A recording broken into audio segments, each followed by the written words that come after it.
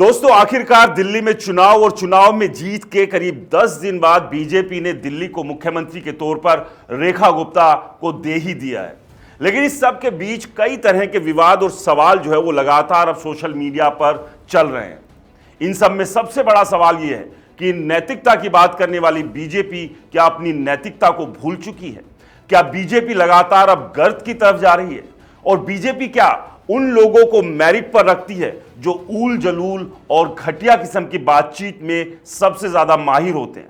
दरअसल ये तमाम तरह की चर्चाएं दिल्ली की नई मुख्यमंत्री रेखा गुप्ता को लेकर हो रही है और लोग लगातार ये बात कर रहे हैं कि क्या प्रधानमंत्री नरेंद्र मोदी और अमित शाह ने दिल्ली को एक गाली गलौज वाली मुख्यमंत्री दे दी है।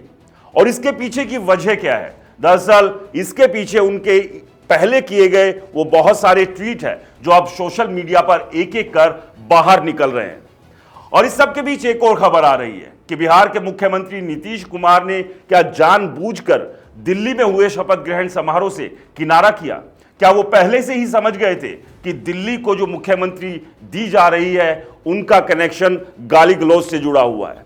इतना ही नहीं दोस्तों, लोग अब यहां तक कह रहे हैं कि जिस रणवीर अलाहाबादिया को लगातार देश विदेश में ट्रोल किया जा रहा है उसकी घटिया सोच के लिए कुछ वैसा ही काम रेखा गुप्ता ने भी किया था। और रेखा गुप्ता को तो अब लोग फीमेल वर्जन बताने लगे हैं रणवीर अलाहाबादिया का। दरअसल दोस्तों, रेखा गुप्ता के कई ऐसे ट्वीट सामने आए हैं जिसमें वो अरविंद केजरीवाल की मां के बारे में बेहद आपत्तिजनक बात कह रही है। कुछ वैसी ही बात जिस तरह से रणवीर अलाहाबादिया ने माता पिता को लेकर कही थी। तो आप समझिए, एक तरफ रणवीर अलाहाबादिया है, दूसरी तरफ रेखा गुप्ता है। एक तरफ रणवीर अलाहाबादिया जो अपनी घटिया सोच और अपनी घटिया बातचीत की वजह से अब कहीं ना कहीं गर्त की तरफ जा रहा है, तो वहीं रेखा गुप्ता है जिन्होंने इस तरह की बातें जो कि सोशल मीडिया पर लगातार हो रही है अगर की थी तो उन्हें प्रधानमंत्री नरेंद्र मोदी, बीजेपी और अमित शाह मुख्यमंत्री बना देते हैं। आप समझिए कि अगर इस तरह की सोच रखने वाले लोग मुख्यमंत्री जैसी कुर्सी पर बैठेंगे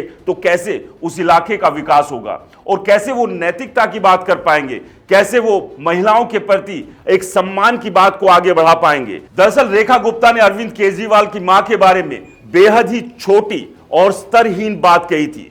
आप ये लगातार जो ट्वीट देख रहे हैं, ये जो स्क्रीनशॉट हैं, अब सोशल मीडिया पर तेजी से वायरल हो रहे हैं और लोग चर्चा कर रहे हैं कि आखिरकार रेखा गुप्ता में बीजेपी ने देखा क्या? क्या उनके इस गाली गलौज और उनके मारपीट टाइप के जो वीडियो सामने आए थे उसी को देखते हुए बीजेपी ने उन्हें दिल्ली का मुख्यमंत्री बनाया है? यानी कि जो भी व्यक्ति इस तरह की हरकत बीजेपी में करेगा, और इससे पहले भी अगर बात करें कई ऐसे उदाहरण रहे हैं जिन्होंने कुछ इस तरह की हरकतें की है, बीजेपी ने उन लोगों को किसी ना किसी बड़े पद से नवाजा है। ऐसे में बीजेपी क्या कोई नई रीत चलाने की दिशा में जा रही है?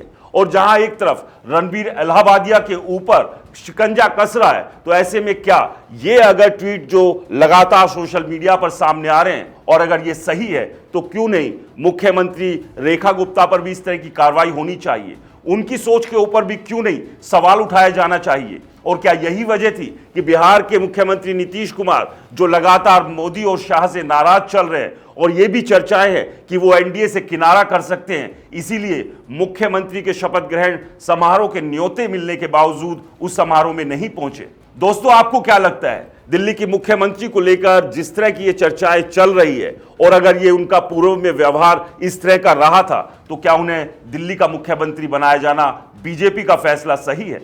हमें कमेंट्स कर जरूर बताएं। नमस्कार।